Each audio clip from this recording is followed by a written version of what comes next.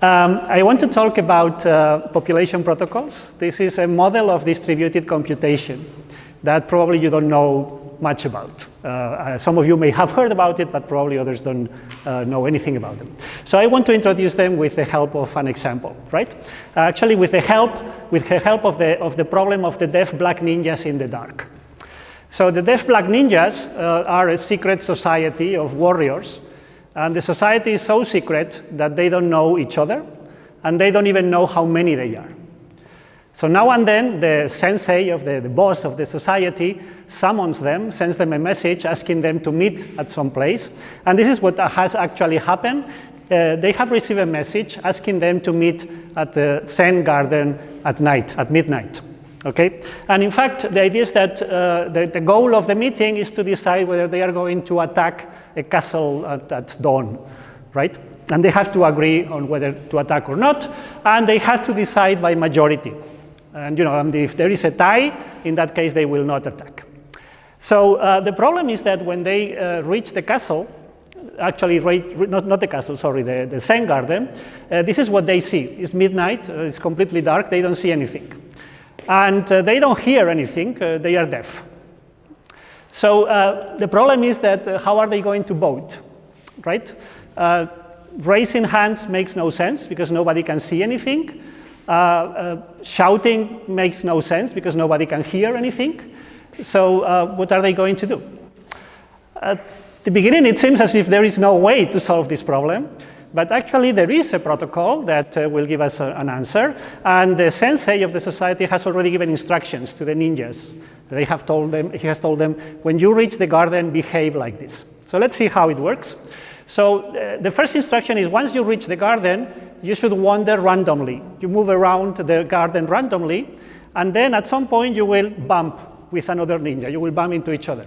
And at that point, you can interact, okay? You are in contact, so at that point you can exchange information.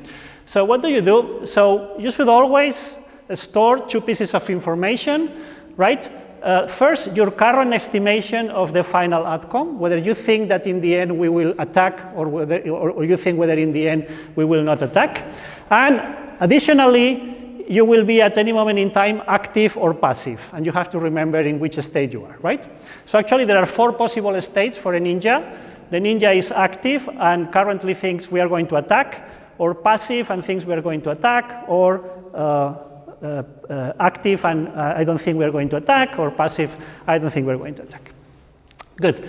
And then the idea is that when two ninjas bump into each other, they should modify their states according to 3 rules. Okay? First, maybe I should say, initially all ninjas are active. And their estimation, there is only one possibility. It has to be their own vote, right? Because, for all they know, they could be the only ninja in the world. Maybe there is nobody else around, and in that case, what I decide is what we do. So this has to be my initial estimation. Okay? Good. Then the goal of the voting protocol that I'm going to describe now is that eventually all ninjas reach the same estimation, right? And this estimation corresponds to the majority.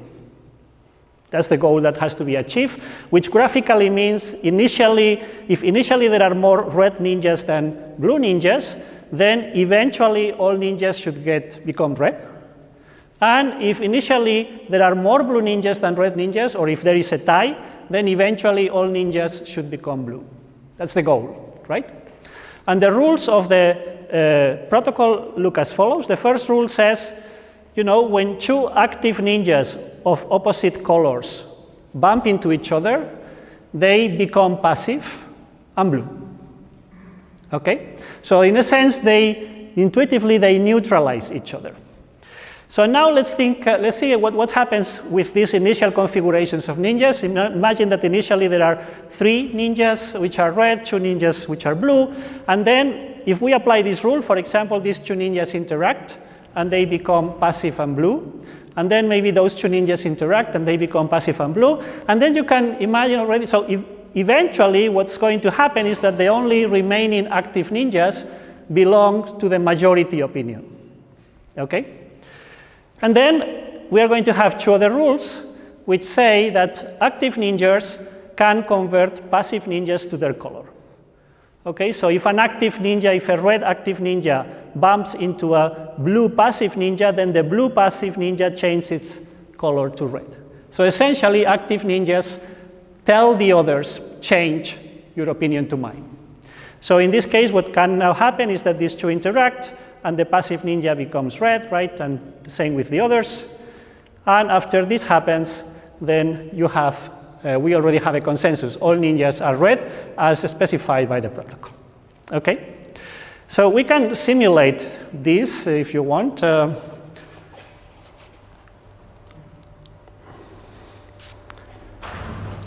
So here you have the garden, right? And these are the ninjas, which are blue or red. And these are, initially they are active. These are the large circles, and then they can become passive by becoming small circles. So we have a situation with a majority of red, and now we can let it go.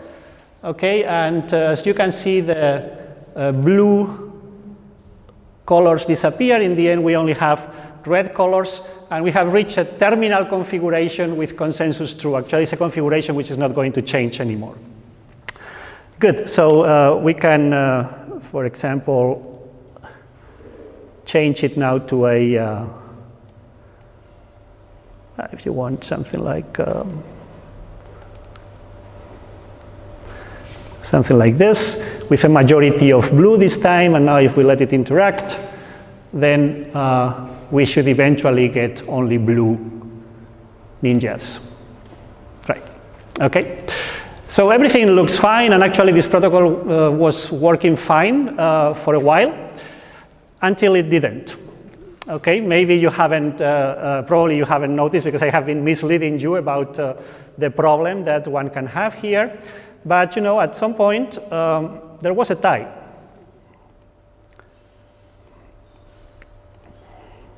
Oh, sorry, let me maybe start again. So now we have a tie, 10 blue ninjas, 10 red ninjas, and if you let it work, then actually what you see is that you reach this configuration, which is not going to change anymore, but actually there is no consensus. So there are passive ninjas which are red and passive ninjas which are blue. And so this is what happened, with very bad consequences for the ninjas. You know, when dawn arrived, only half of the ninjas attack, because they were thinking, we must have reached a consensus, and I want to attack, so let's attack, right? So they were massacred, and the sensei committed harakiri because of that, and a very sad story. So the ninjas now elect a new sensei, one of the survivors, of course. And the first task of the sensei, of course, is to do the post-mortem and analyze what went wrong with the first protocol. And the problem is that you know, the first rule has no priority over the other rules. All the rules are being applied by the ninjas simultaneously at the same time. Okay? And so, for instance, imagine this situation where we have a tie, as many active blue ninjas as active red ninjas. And now what can happen, for example, is that these five pairs of ninjas interact simultaneously, and they become passive and blue. And now there is this pair left. If now this pair also interacts, then they will both become blue, and then we will reach the correct result. We will reach a consensus, a blue consensus. But there is no reason why this has to be the next interaction. In the meantime, before that happens, what can happen, for example, is that this ninja, this red ninja, which is still there, convinces or changes the opinion of many other ninjas, the estimations of many other ninjas. For example, like that, and then this happens, and now we have this situation, and no rule can be applied here anymore, nothing is going to change, but there is no consensus. So actually, this protocol was wrong. The new sensei then started to think about how to correct, how to patch the protocol. And then he said, well, okay, let's add this fourth rule. The fourth rule says that if two passive ninjas have opposite colors, then they both become blue. And this is designed precisely in order to correct this problem with ties, right? So imagine this is the situation that we had before, where we could not make any progress, but there was no consensus. Now, with the help of this rule, you know, for example, these 4 pairs of ninjas can interact, they will all become blue, and we will have a consensus as expected. Now you can think, well, is this going to work? Actually, this ninja, this sensei, already had a bit of mathematical experience, and actually he produced a proof that eventually the ninjas, they are all going to reach a consensus, and actually the right consensus. So he's very happy, everything is fine, we are not going to have any problems anymore, until there is a problem, but only of a different kind.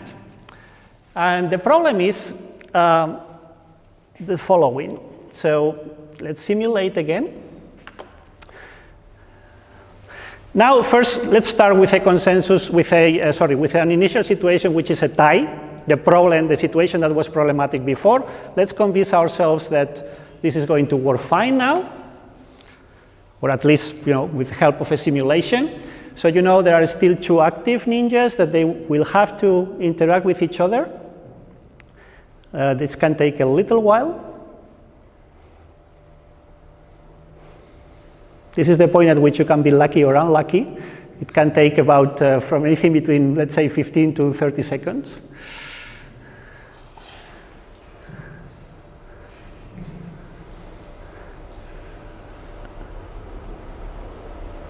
Yeah, okay, so now, right, okay. So as you can see, we reached the right consensus. And in fact, if we would try it with 20-10 or 10-20, a clear majority, there would be no problem. But at some point, there was a situation where there was a majority, a red majority, but a red majority of 1. It's very slight red majority. And if you let it now play, then, well, you see that the number of large circles decreases.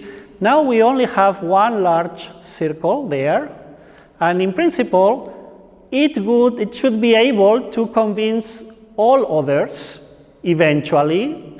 But you know, the problem is at the same time, if when it convinces a red one, that red one can be turned back to blue by the others. So actually what happens is that this protocol, yes, if we wait long enough, probably some 100,000 of years, it will terminate with the right consensus, but we cannot wait so long. Okay? So the problem is that even though the protocol from the qualitative point of view is correct, from a quantitative point of view, it is actually incorrect. So in fact, here you have a little scheme telling you this is the time to stabilization, the time to consensus for populations of 15 ninjas, depending on the number of red ninjas. So this peak here corresponds to 8 red ninjas and 7 blue ninjas. So it's just the fact of the majority of 1. Okay? And the orange bars, they tell you the time of the previous protocol, which of course was incorrect at the time in the case of a tie, but okay. Apart from that, the time was fine, and here you see suddenly the peak. Okay. Actually, yeah, you know, this situation occurred again, and again the ninjas, they did not reach a consensus by dawn because the protocol was too slow. They were massacred again, the sensei committed suicide, story repeated itself, and then the ninjas had to elect a new sensei. And that's what they did. Sensei the third came and started to think, okay, how do I patch this protocol? And she came up with this protocol, which let's say, well, according in the interest of time, I'm not going to simulate for you. But as you can see, it starts to get a bit more complicated, right? Now you have to do something special for ties, and the number of rules increase.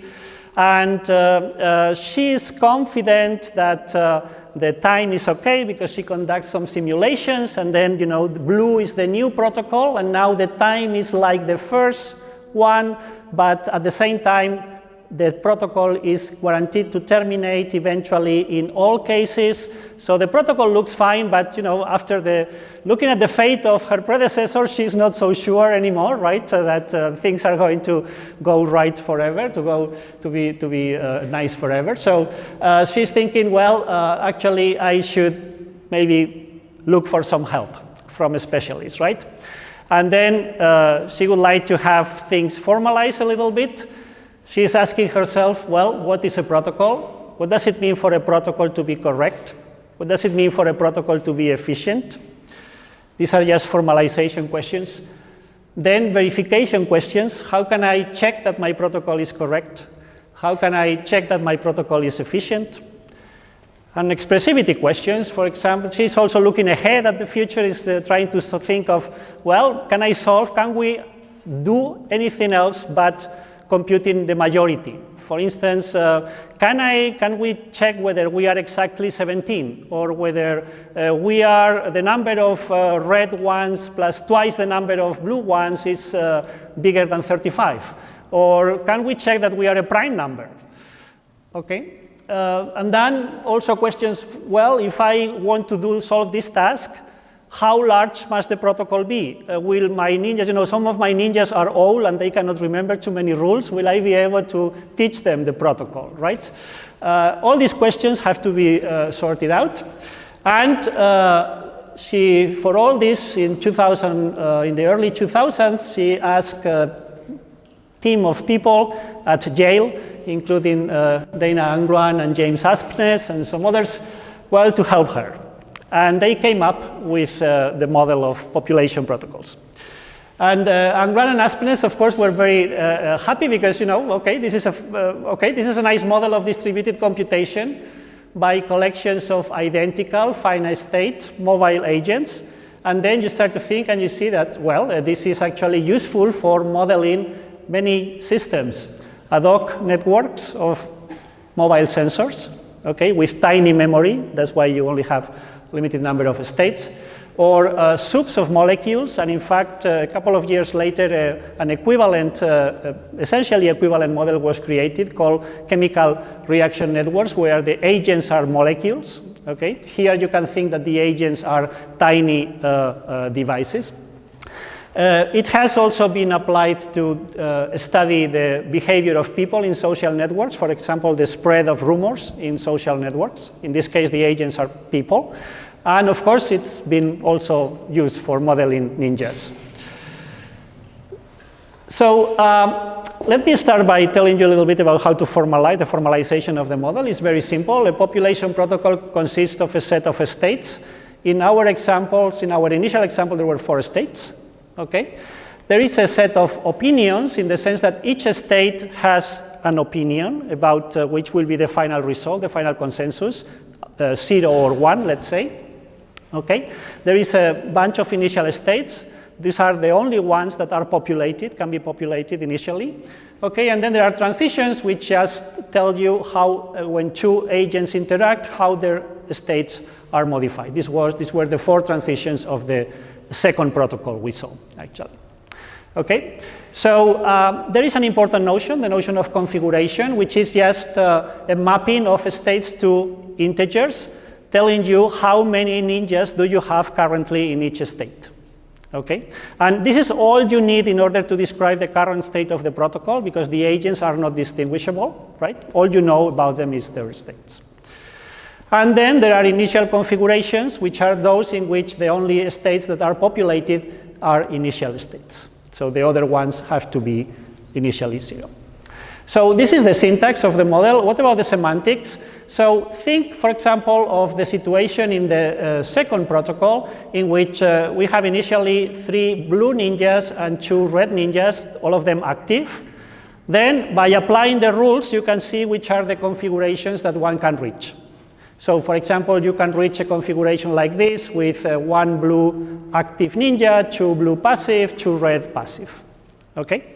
So you get this reachability graph, which for any initial configuration is going to be finite, because the number of ninjas does not change, and then you only have finitely many possibilities.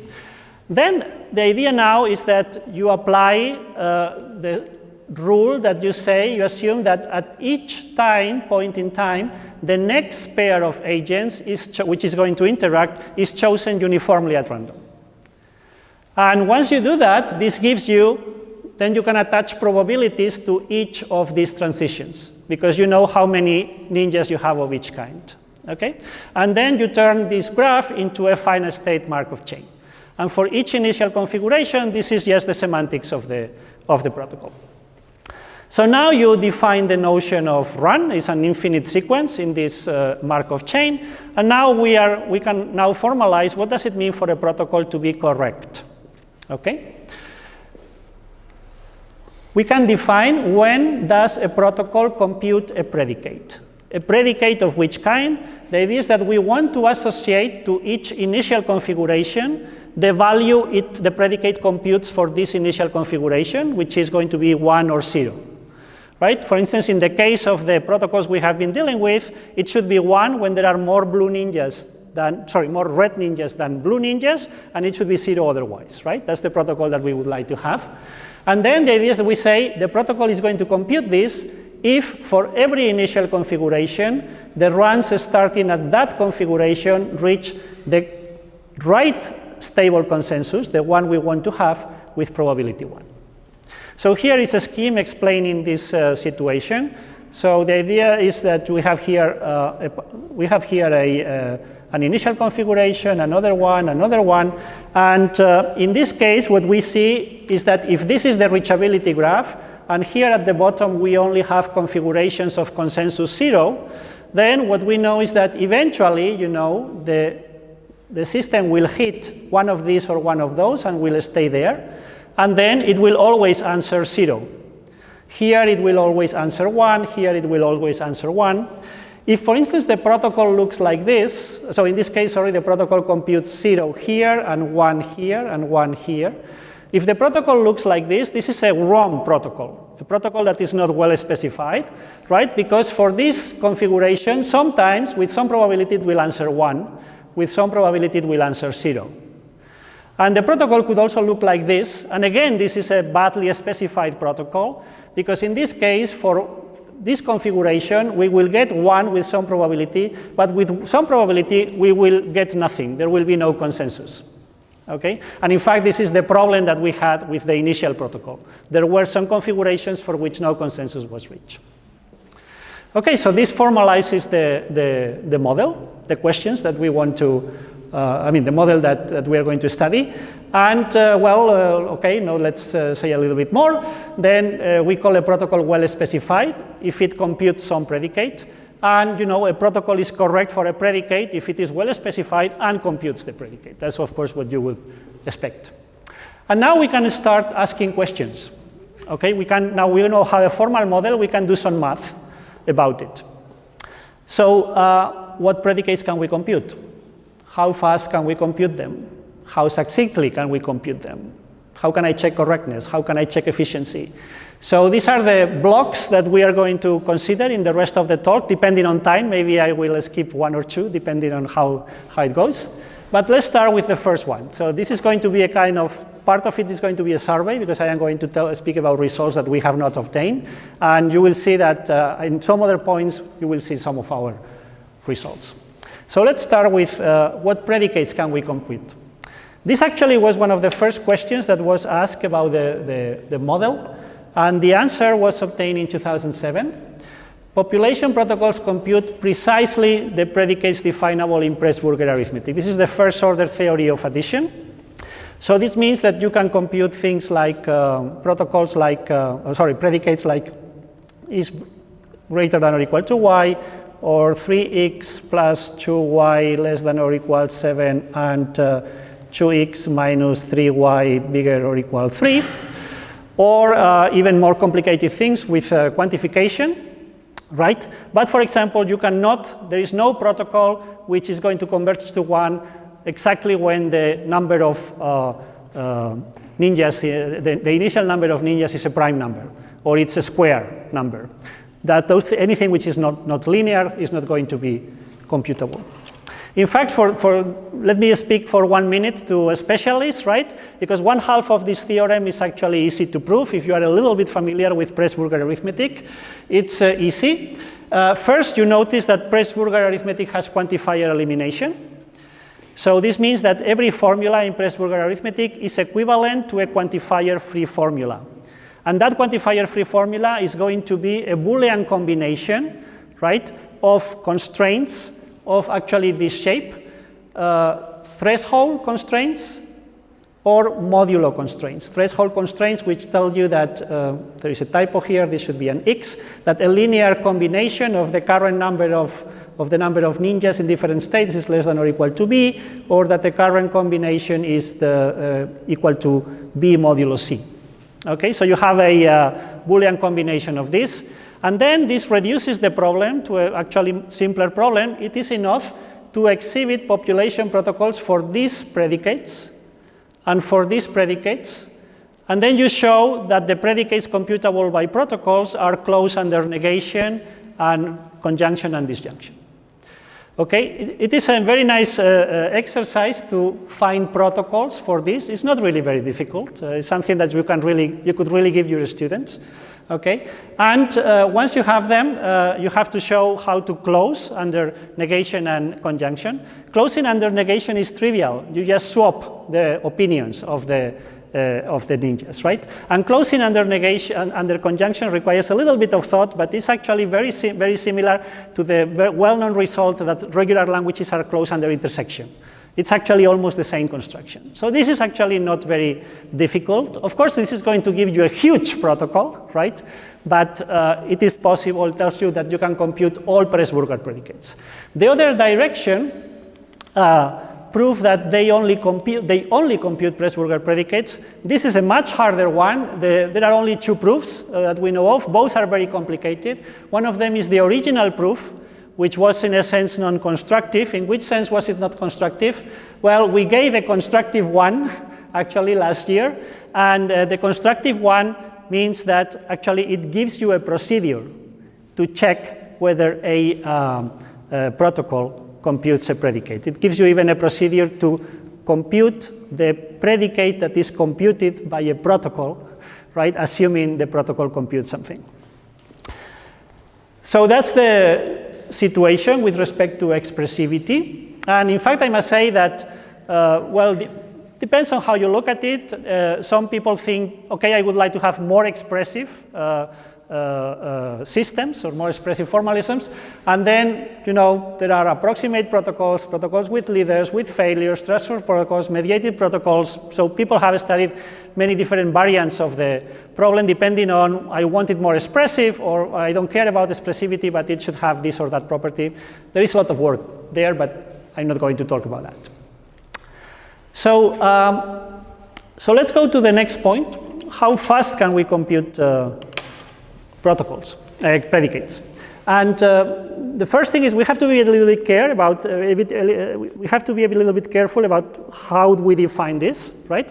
Because if I give you a Markov chain, right, then you will be able to compute. So if I give you a Markov chain for one specific initial configuration, you will be able to, using well-known stuff, you will be able to compute the expected time until you reach one of the bottom strongly connected components, and that's going to be the expected time to consensus, okay? So you can compute the expected, but this is going to be, no, sorry, you see I made a mistake that I wanted to avoid. That's not the expected time to consensus, that's the expected number of interactions to consensus.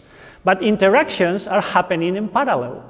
So there is no immediate correspondence between interactions and time. You have to specify then which is the connection between interactions and time in order to obtain results about time. Fortunately, there is a standard formalism that everybody is using. So first, of course, the number of interactions until consensus depends on the initial population, on the size of the initial population, right? So it's actually a function. And in a very natural model where, for those of you who are interested in this, you assume that any 2 processes interact according to a Poisson process of a certain rate, right? If you do that, then what you obtain is that the expected number of interactions and the expected time, parallel time in that model, right, are connected by means of this very simple equation. And then when you are in that model, the expected time and the expected number of interactions, well, if you compute the one, you get the other. Okay? Good. So once you are in this particular setting, there are a number of results that I want to mention. So the first one was obtained in the very first paper about population protocols. You know, Angluin, and the others, they show that every predicate can be computed in n log n time. You can think this is good or not. Notice that the populations can be very large, right? And then linear time in n may be actually, for a parallel model, it may be too fast. Too slow. So the question is, can you do it faster? Well, a couple of years later, almost the same people with Eisenstein now, they show that every particular predicate is computable actually exponentially faster. So in polylogarithmic time, okay? So this is much, much faster than this. But actually, they were only able to prove it for protocols with leaders. So what does it mean to have a leader? So it means that imagine that you have a yellow ninja, and you know that all ninjas know that there is exactly only one yellow ninja, okay? And that yellow ninja can have its own state space.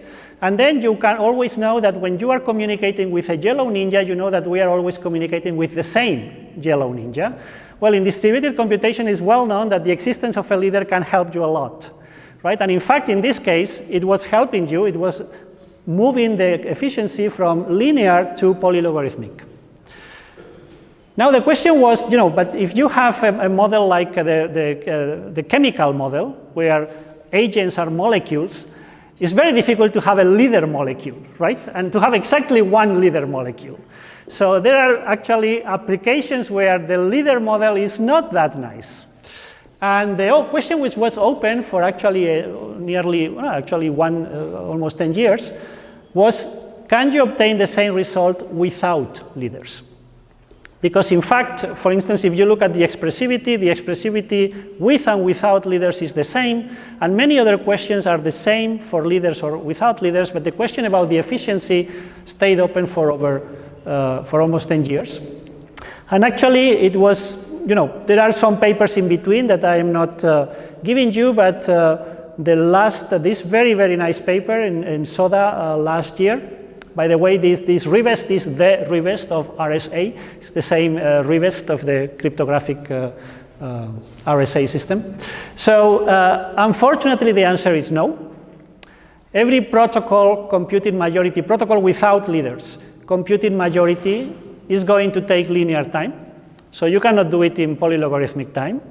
But actually, the answer is not as bad as you think. Why? Because at the same time, they show that majority is computable in polylogarithmic time by leaderless protocols, but with this number of states. I have to explain what this means. What this means is that now you have not one protocol, but one family of protocols, one for each n. And then what you show is that, okay, give me a bound, an upper bound on the number of agents that you are going to have. For instance, if you are with chemical molecules, it will be something in the region of the Avogadro number, right? 10 to the 25, okay, at most. So then I give you a protocol, right, which is guaranteed to compute majority in polylogarithmic time for a number of agents up to that. Okay, beyond that, I cannot make any promises, but up to that, I can promise it to you. And the number of states of this protocol is going to go with that power of so it's not, the number of states is logarithmic, so that's nice. This means that if it's 10 to the 25, maybe your protocol will have 100 states or well, actually the constants can be, actually the size of the constants can be a problem. But let's hide that for the moment.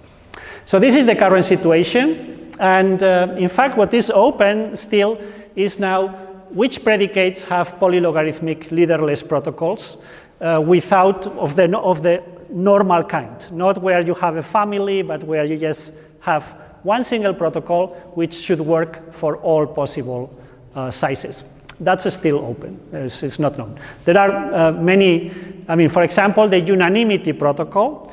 Consider the unanimity protocol, we want to vote, but it's a very special kind of vote. If we all vote yes, then the result will be yes, but if there is at least one person that votes no, then the overall result will be no, okay? Can we compute that in polylogarithmic time? Yes, it's very easy. The idea is that the guy who is voting no, right, tells the others, and once you are told that the vote is, somebody is voting no, then you spread the news. So then, for example, I will communicate with you, but then you will start communicating with him, and you will start communicating with him, and it will spread. There will be an epidemic, right, spreading exponentially throughout the population. And that will take logarithmic time. That's the intuition behind this result. So, but for which protocols can it be done is not clear, it's not known.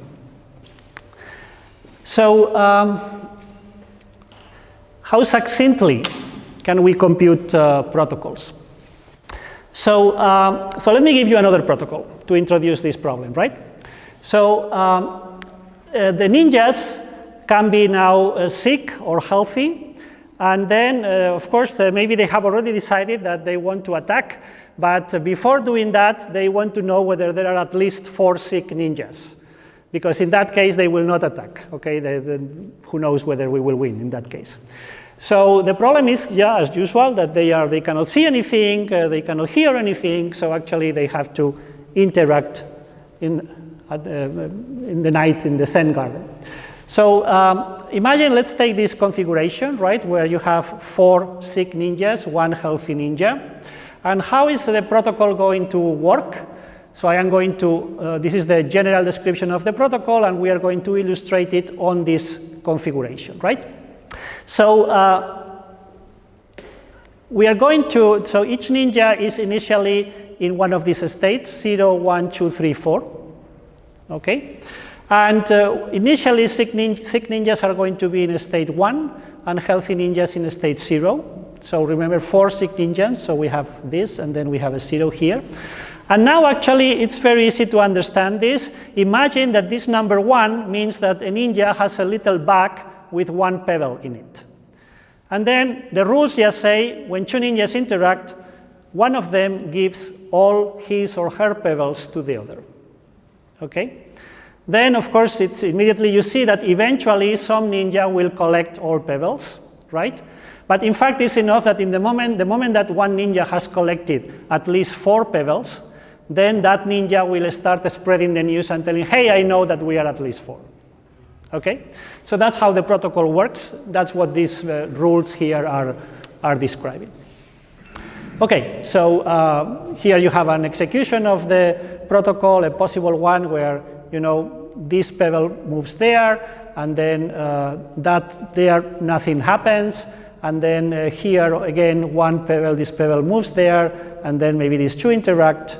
Then they can already start spreading the news. Both of them say, oh yes, yes, we are at least 4, and now this communicates, this is spread throughout the population, and we reach a consensus. Good. So, okay, now imagine that instead of 4, we want to know, or the ninjas want to know, whether there are at least 2 to the L sick ninjas for some L. Okay? So we have this protocol where we replace 4 by 2 to the L. So this protocol needs 2 to the L plus 1 states. So the number of states is exponential in L. Can we do it more succinctly? And again, little exercise for your students. Yes, you can do it with a number of states which is logarithmically smaller, right? And how do you do that? You take as states only the powers of 2, okay? And now as rules, you say, well, if 2 ninjas interact which have both 2 to the m pebbles, then one of them is going to have 2 to the m plus 1. And it's not difficult to see that this is going to work as well. The protocol is slower It's slower because now ninjas can only interact if they have the same number of pebbles. So many interactions will not make progress. Whereas here on the left-hand side, every interaction was making progress, right? The protocol is slower, but you need fewer states. So, and by the way, well, this works only for a power of 2, but not so easy, but it can be generalized to non-powers of 2. Here, the exercise is a bit more tricky. Okay, so we know now that we can compute the predicate x greater than or equal to some constant c with a number of states which is logarithmic in c. Okay? So this is what we have just done. We have just given a protocol for x greater than or equal to some constant c with O of log c states. And now the question is can we go to log c? And surprisingly, the answer is, well, first I was going ahead of myself. Not for every c, not for every constant c you can do that. And this is a very simple counting argument telling you that, you know, if you don't have enough protocols in order to compute so many predicates, yeah? So you can show that in any family of protocols for the predicates, you know, x greater than or equal to 1, x greater than or equal to 2, x greater than or equal to 3, you are going to have infinitely many elements in the family which are going to have at least this number of states. And that's just a very simple counting argument. But, and this is the surprising stuff, right, it is possible to do it for some c, although again, only if we allow leaders. So if we allow leaders, then there is an infinite family of constants such that for every element in that family, there is a protocol with 2 leaders and log c states that computes this number. And now maybe you haven't, I mean, I find this result very surprising. I don't know if you do. In case you don't, let me try to convince you why this is surprising, right? Imagine that the agents are molecules. And imagine that I have here a pot and with water, and I am adding the molecules one at a time. And imagine that while the agents are in consensus 0, they are blue, and when they are in consensus 1, they are red. So they are going to color this blue or red. So I am going to put molecules one at a time, but adiabatically, I'm going to let the protocol converge before I put the next molecule in.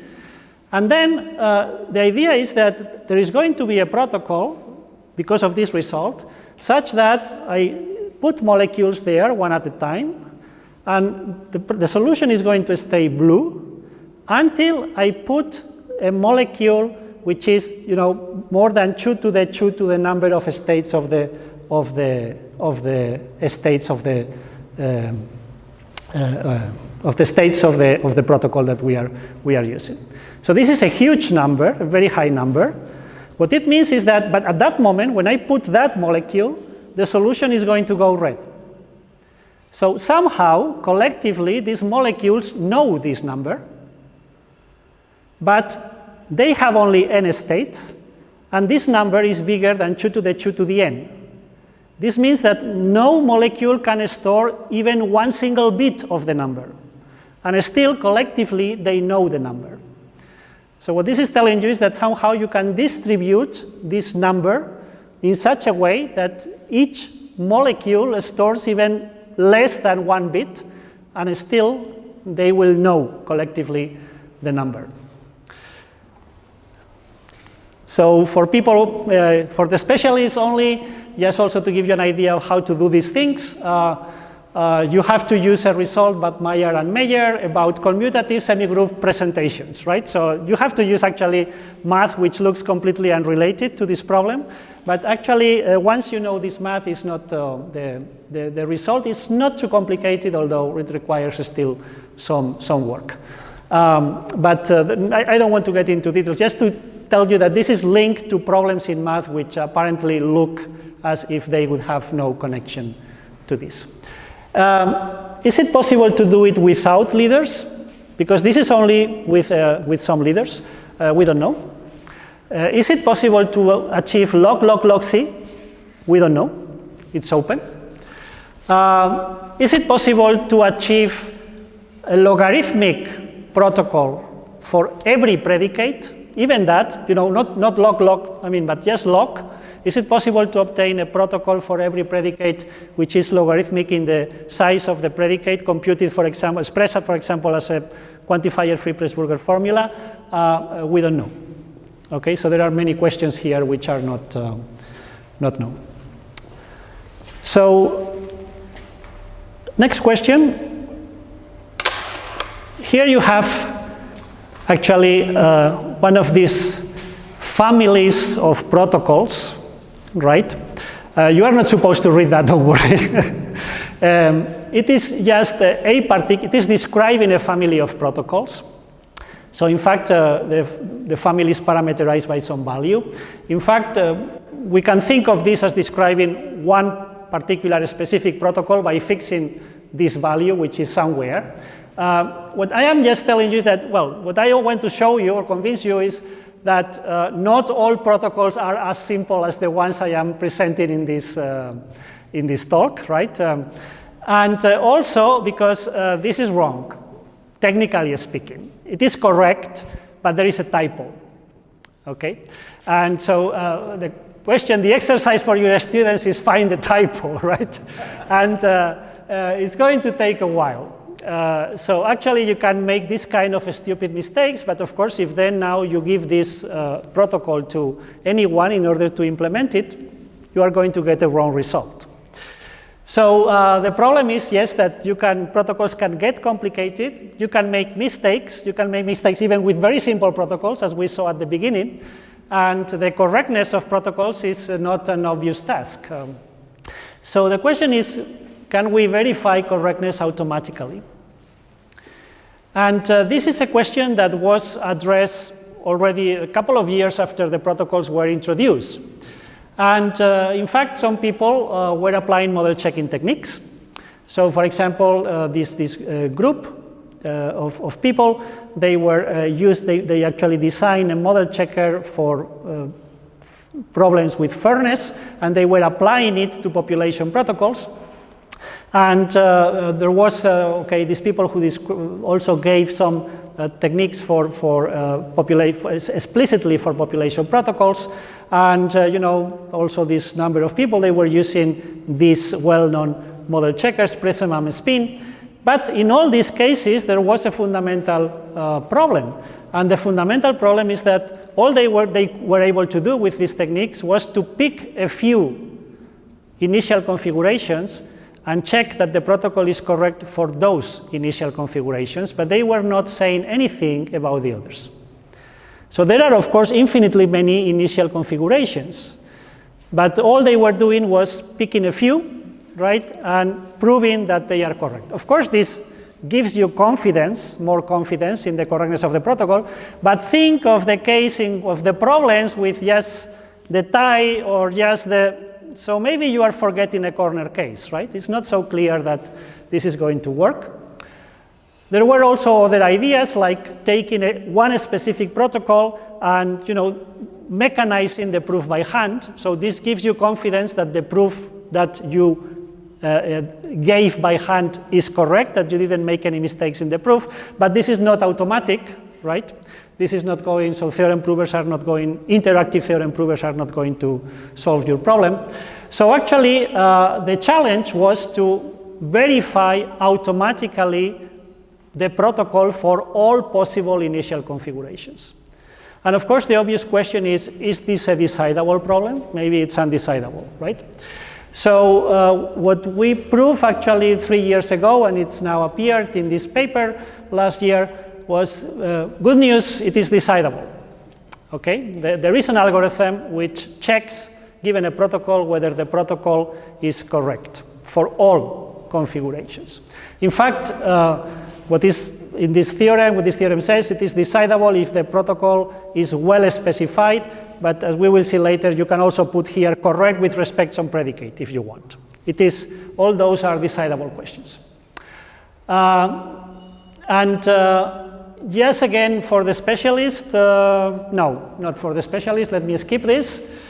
But the important question was, well, you also can also do it for, you can also compute whether decide whether the protocol computes a predicate.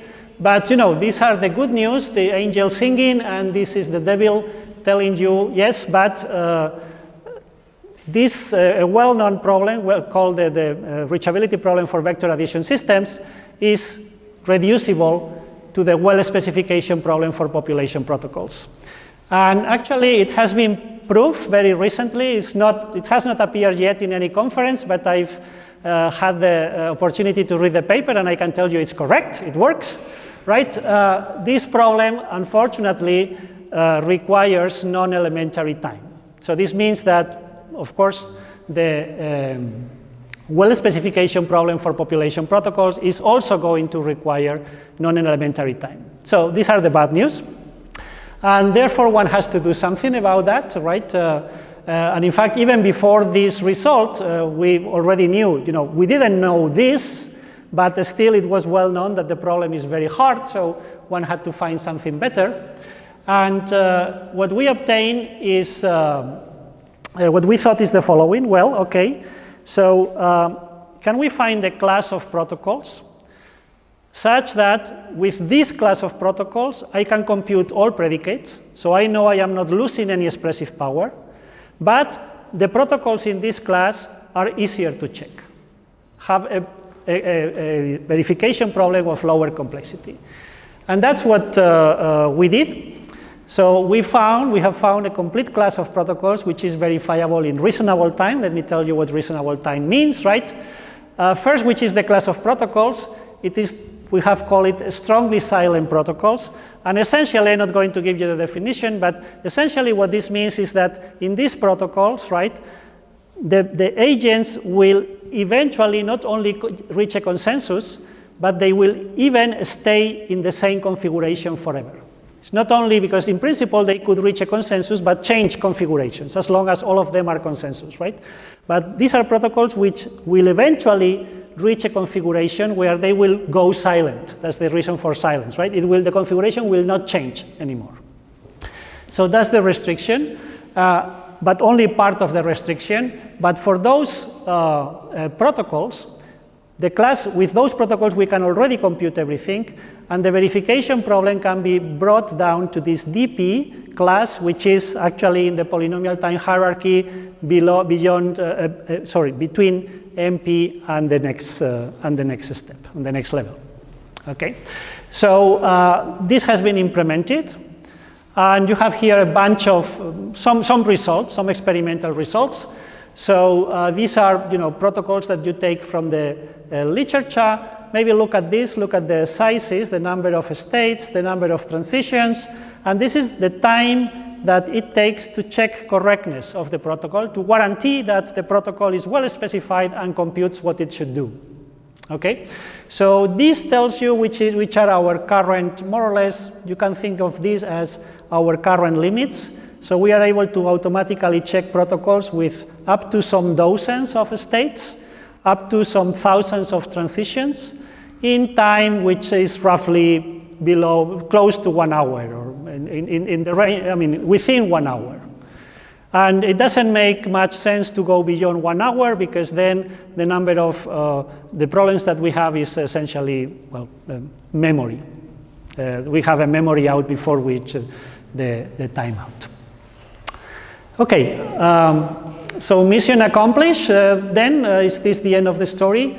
Well, no, because for some predicates, you have a protocol which is strongly silent, but we don't know if there is a succinct, for example, a small protocol which is strongly silent, or an efficient protocol which is strongly silent.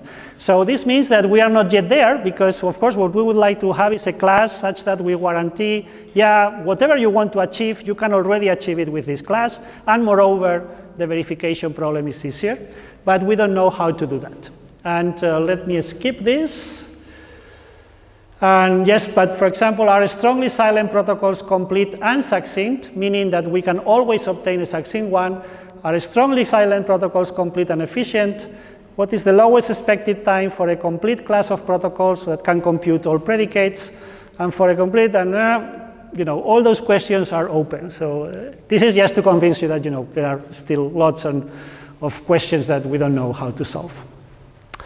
Okay, so I think I will skip the last one, which is joint work with Tony. So you have him here all the time. He can then explain you things about that. I mean, we also have preliminary work towards how to automatically check not only that the protocol is correct, but also obtain an upper bound on the time to consensus. Okay, so we can even guarantee that the protocol is efficient automatically, just pressing a button. But let me just instead of that conclude. So first, if you want to play with the tool is available online, and in fact, the simulations that I have shown you, they are part of the tool. So if you go there, you can find the simulations. By the way, there is also, if you want to play with the simulations, there is a simpler way, which is just you go to a Scholar, you type black ninjas in the dark. This will lead you to the PDF of our paper, and that PDF has clickable links. So in this paper, you will find the story of the ninjas, for example, and you will find links that you can click, and then you will be you will go to the simulations. And you can play actually with some features that I haven't shown you yet.